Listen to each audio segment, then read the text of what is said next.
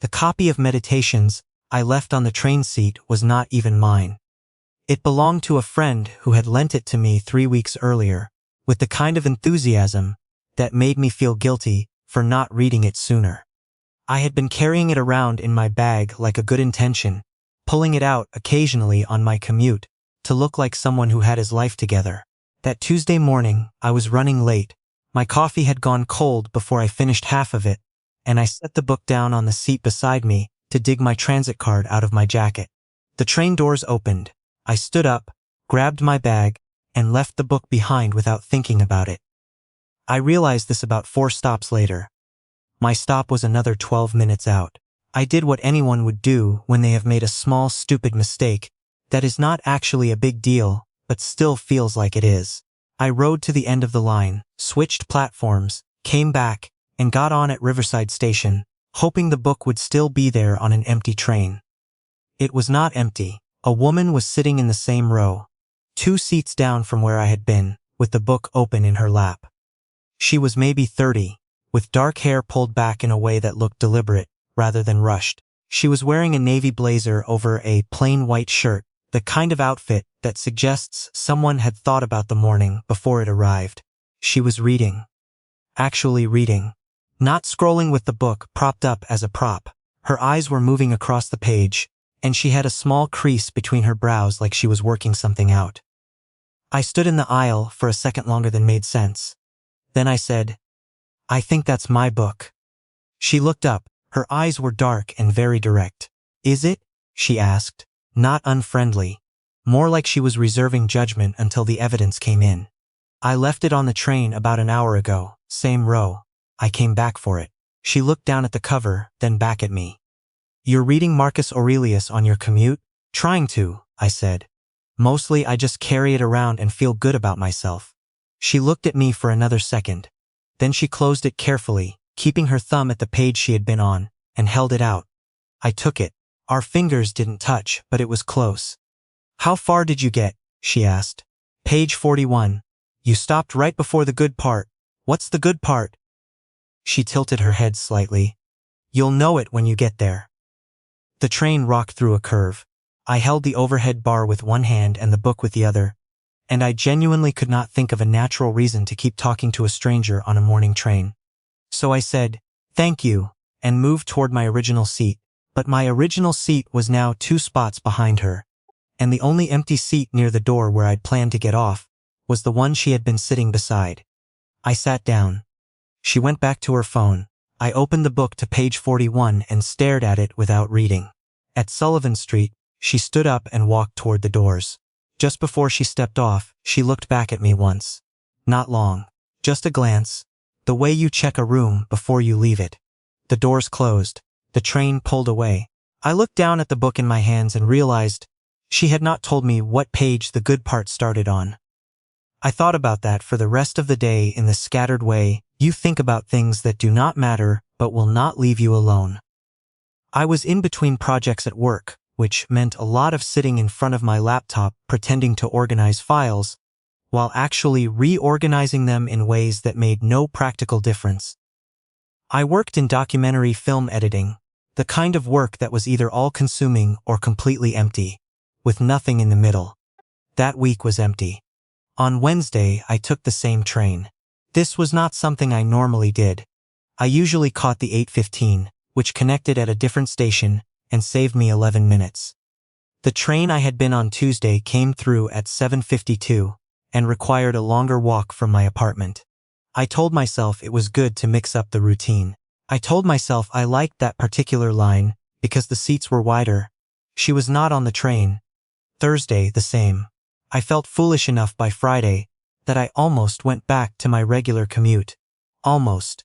I took the 7:52 again, stood near the door where she had gotten off, and rode the whole way to the end of the line, feeling like a man who had turned a 30-second conversation into a small obsession. Saturday, I went to the farmer's market at Sullivan Street like I did most Saturdays when the weather was decent. I was looking at apples I did not plan to buy when I saw her across the row of stalls, standing at a bread table with a paper bag in one hand and a coffee cup in the other. Same deliberate way of standing. Same expression that looked like she was evaluating rather than just looking. I moved toward the apple table. Then I thought about what I was doing and moved anyway. You got off at Sullivan Street, I said, coming up beside her. She looked up from the bread display. Something shifted in her face. Not surprise exactly. More like the quiet recalculation of someone who had not expected a particular variable. You remembered, she said. You were reading my book. It stuck. It wasn't your book for about an hour. I came back for it. She looked at the coffee in her hand, then at me.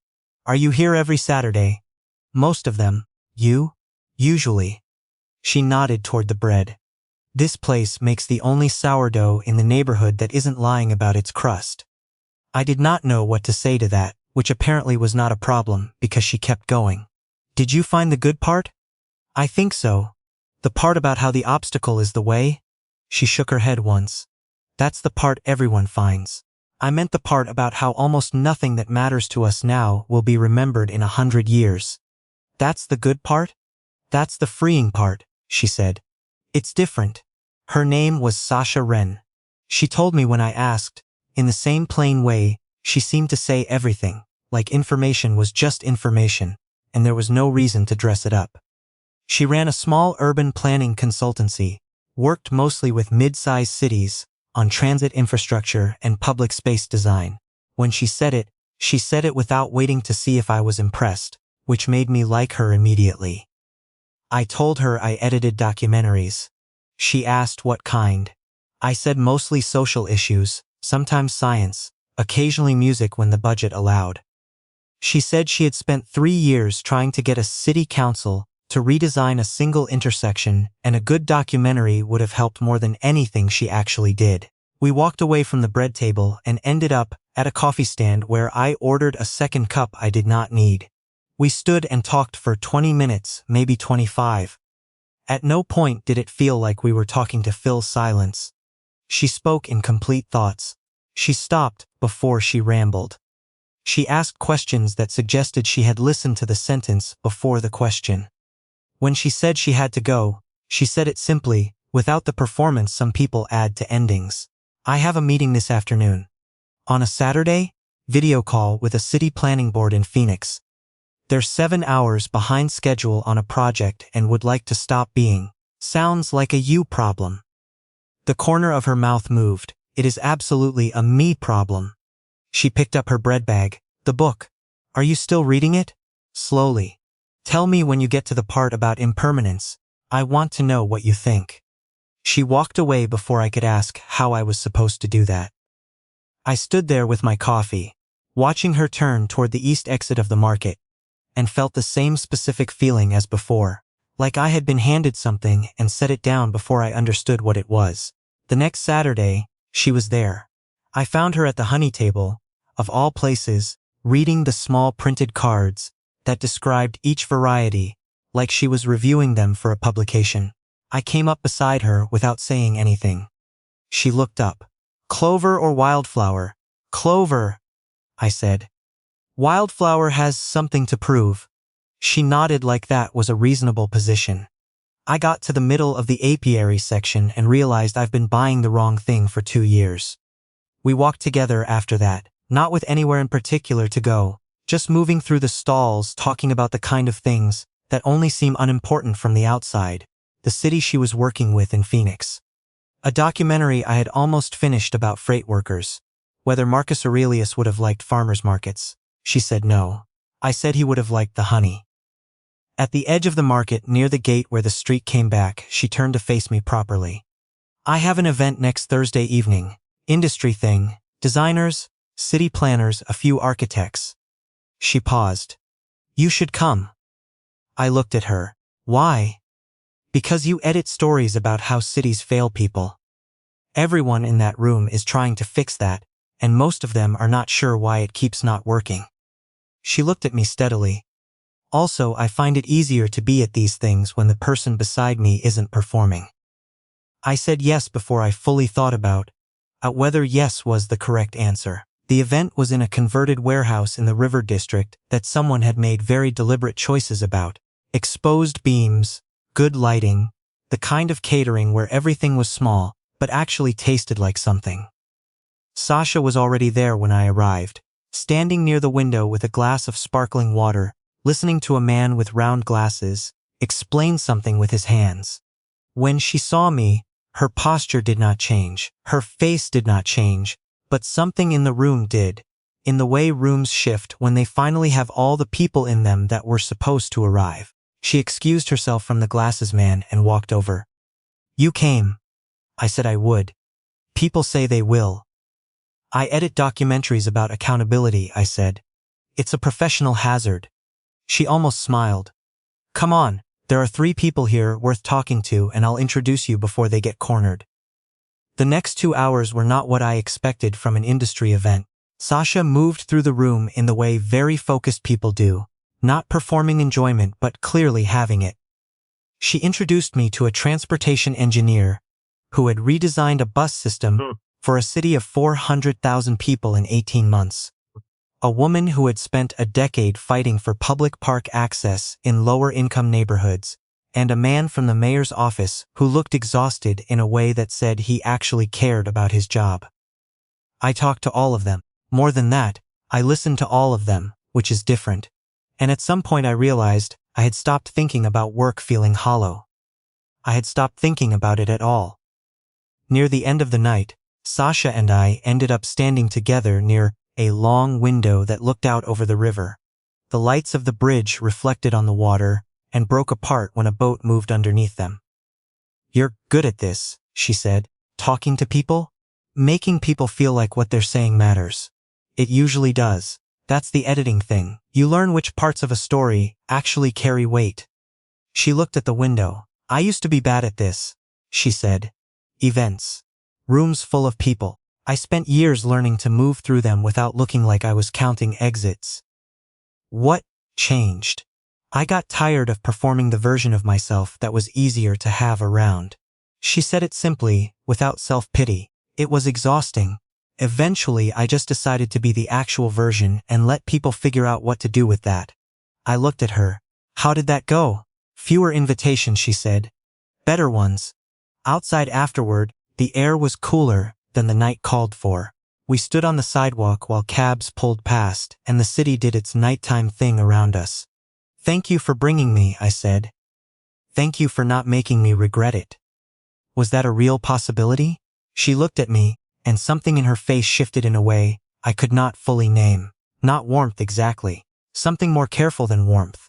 I don't usually bring people to these things. That got me in a way I didn't immediately understand. "Sasha," I said. "Don't," she said but quietly. "Not unkind. I haven't said anything yet." "I know what you were going to say." "What was I going to say?" She looked down the street. Something that would have made this harder. I didn't push. I didn't know her well enough yet to push, and I knew that about myself, which was something. We said goodnight, and she got into a cab. I walked half a block toward the subway, and then stopped because I had forgotten my jacket inside. When I went back in to get it, the room had emptied considerably. I found my jacket on the chair I had been sitting in, and on my way back out, I passed the long window where Sasha and I had been standing. I did not know what to do with what I felt, so I went home and sat with it. Thursday mornings at the farmer's market became a thing, which neither of us named directly. I arrived at 9 late. She was usually there by 8:45. We moved through the stalls with our coffees and talked and occasionally argued in the pleasant way. People argue when they respect each other enough to not perform agreement. She thought public transit was the single most important infrastructure investment a city could make. I said it depended on whether the city was actually built for humans or for the idea of humans. She told me that was a useful distinction and wrote something in the small notebook she kept in her jacket pocket. I asked once what she wrote in there. "Things I want to think about later," she said. "Do you ever think about them later?" "Sometimes." She tucked the notebook away. "Sometimes writing them down is enough." One morning, about 6 weeks after the event, she came to the market later than usual. Her hair was down, which I had not seen before, and she looked less put together in a way that still managed to look like a choice. She found me at the coffee stand and sat down on the bench beside me without explaining herself. "Bad morning?" I asked. I lost a project. Which one? Portland. 18 months of work. The new council voted to reallocate the funding. I did not say it was fine or that something better would come. I knew enough about loss to know that those things, while possibly true, are not what you need in the first hour. I'm sorry, I said. That's a real loss. She looked at her coffee. I keep thinking about what I could have done differently. Presented it better. Built more relationships with the incoming council before the election. Could you have? She was quiet for a moment. Maybe. I don't know. I'm not great at relationships that feel purely strategic. She said the last part without any particular weight, like it was just a fact about herself she had already processed. Is that why you're good at the real ones? I asked. She looked at me. It was the kind of look that arrived before words did. Maybe, she said. That afternoon she texted me. Just the name of a bar in my neighborhood and a time, 7. No question mark. I was there by 6:55. We stayed until nearly 10. We talked about her project, and then about mine, and then about things that had nothing to do with either. She told me about growing up in a small town in Ohio, where the public library was the best thing in 50 miles, and how that was why she cared about public space the way she did. I told her about a summer I spent in Detroit following workers who had been laid off. How that was the first time a story I was editing made me genuinely angry instead of just sad. At some point, she reached across the table and rested her hand next to mine. Not on top, next to. Close enough that the decision was mine. I turned my hand over. She looked at our hands for a second, then back at my face. I should tell you something, she said. My stomach did the things stomachs do when they're ahead of the rest of you. Okay, I said. She straightened slightly. The train, that first morning, I waited. It wasn't random. She said it directly the way she said everything, no softening, no build-up. Just the sentence and then silence. I looked at her. I knew who you were before you got on, she said. I'd watched your last 2 films. Your name was in a grant application my consultancy had submitted, listed as a potential collaborator for a documentary component. I looked you up. She paused. I knew your commute route from a podcast interview you did. You mentioned the line by name. Another pause. I was already on that train. The bar noise continued around us. Someone laughed near the door. The book, I said. I saw it on the seat. I picked it up because I recognized you and I thought. She stopped. Started again. I thought if I had it, you'd have a reason to talk to me. You'd been too absorbed in your phone at the other end of the car. I sat back. I didn't plan what came after, she said. The market, the event, any of it. But the beginning. Yes. I looked at the table, then at the window, then at her hands. You knew my commute route from a podcast interview, I said. Yes. And you thought, I'll just be on this man's train. It sounds worse when you say it that way. Is there a way that sounds better? She didn't answer immediately. When she did, her voice was careful but not defensive. I do a lot of research before I walk into any situation. Clients, meetings, collaborators. It is how my brain works. I didn't think of it as anything other than preparation. She looked at me. Then you turned around for the book and you said that thing about just carrying it around to feel good about yourself, and I realized you were not who I had researched. What does that mean? It means I had read about you and expected one person and found a different one. She folded her hands on the table. The version I researched was professional, accomplished, serious. The version who got back on the train for a book he hadn't actually been reading was. She stopped. Was what? Someone I actually wanted to know. I looked at her for a long time. Why are you telling me? I asked. Because I almost didn't. And I almost didn't the week after that, and the week after that. She held my gaze. And then this morning I lost something I'd spent 18 months building, because I didn't move fast enough to secure a foundation. And I thought. She took a breath. I don't want to do that here. The bar felt quieter than it was. I pulled my hand back, not sharply, just back. I need to think, I said. She nodded once. Okay, I'm not saying this ends here. I'm saying I need to think. I know. She didn't ask for more. Didn't try to fill the space with reassurance. She just picked up her glass and looked at the window, and I understood that was also something she had learned. How to let consequences land. I walked home. It took about 30 minutes and I did the whole thing without my headphones, which I almost never do in this city, because I needed to hear the actual sounds of it for once. I kept going back to the train. The way she had looked up, the way she hadn't pretended not to see me. I had felt something in that moment that I had filed away as instinct, as some natural thing between two people in a morning commute. And it turned out it was arranged. Not all of it, but the beginning of it. That bothered me.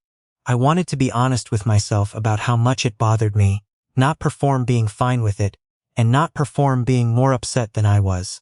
It bothered me the way it bothers you, when a story you told yourself turns out to have facts you didn't have. But then there were the other facts. 6 weeks of Saturday mornings. The event where she had introduced me to people who made me feel like my work mattered again. The way she wrote things in her notebook to think about later. The way she had reached across the table tonight, not to take my hand, but to put herself near it and let me decide. The way she had told me the truth when she absolutely did not have to. I thought about that last one the most. I was in the business of stories. I knew what people left out. I knew the difference between someone who edited their own narrative for convenience and someone who told the inconvenient version because they had decided the other kind wasn't worth it. She had not needed to say a word. I never would have known. On Sunday, I called her.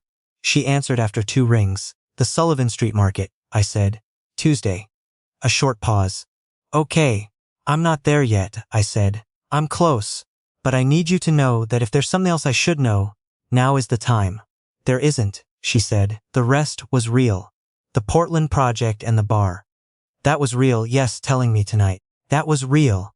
Especially that. I let the silence sit for a second. I'll see you Tuesday. She said okay again, quieter this time. Tuesday came with heavy clouds that didn't quite follow through on rain.